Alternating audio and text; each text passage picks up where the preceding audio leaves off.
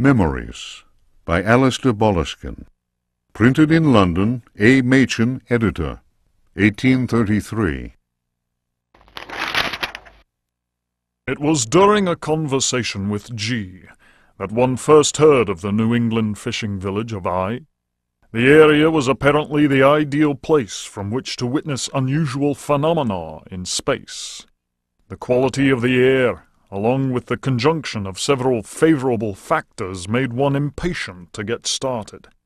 Having gleaned what information one could from the British Museum, one set off with all haste.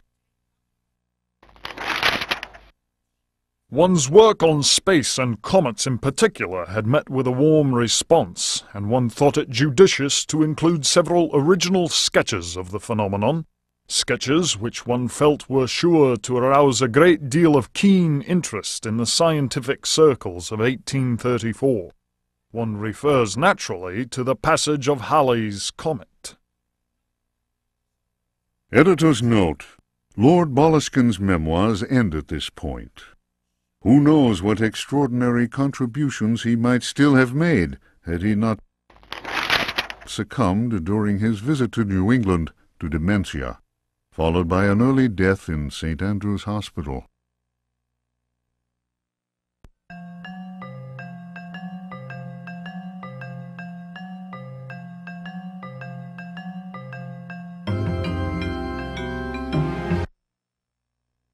The Tale of Captain J.W. Norton of the Army of the Union. June 17th, 1862. The South was in collapse. Louisiana was open to us. I had each day to requisition victuals for our troops, and was aided in this endeavor by a score of brave men. Rebels were not yet ready to lay down their arms. The region was far from safe. I headed further and further west, and questioned many freed slaves. From them, I learned of a plantation on the coast. Its name was Derceto. We received a less than hearty welcome. Only Pickford, the owner, behaved in a friendly manner. While my men counted cattle and grain reserves, I learned what I could from him. Man was most unusual and possessed an extraordinarily cultured mind. At nightfall, I gave orders for the men to bivouac at Derceto. Pickford invited my second-in-command, Lieutenant Patterson, and myself to dine.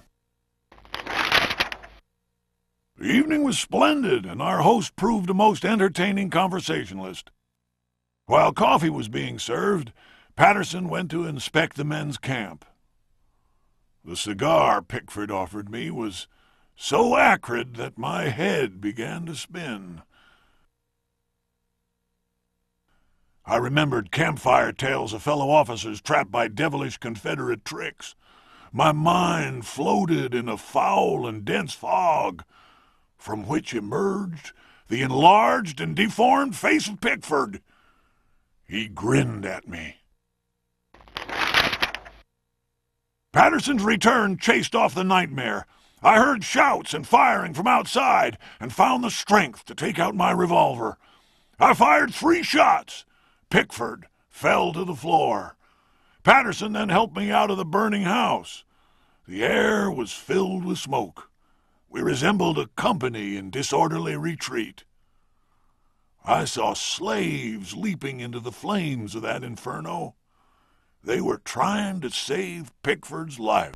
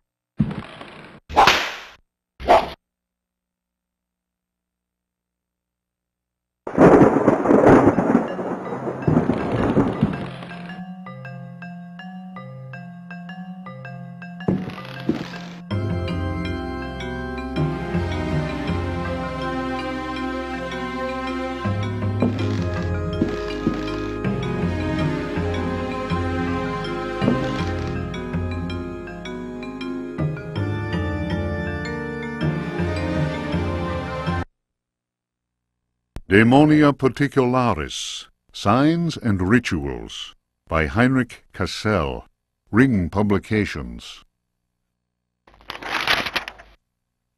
The ritual of invocation demands that the officiant be pure.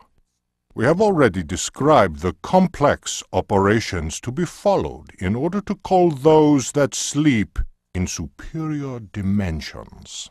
We shall, for the present, limit ourselves to the sign of mutual recognition used amongst their number by adepts of the cult of the Old Ones.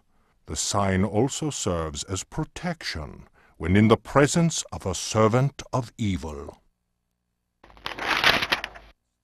The sign resembles a blessing, save that the first and little fingers are both folded beneath the thumb, whilst the second and third fingers are held up.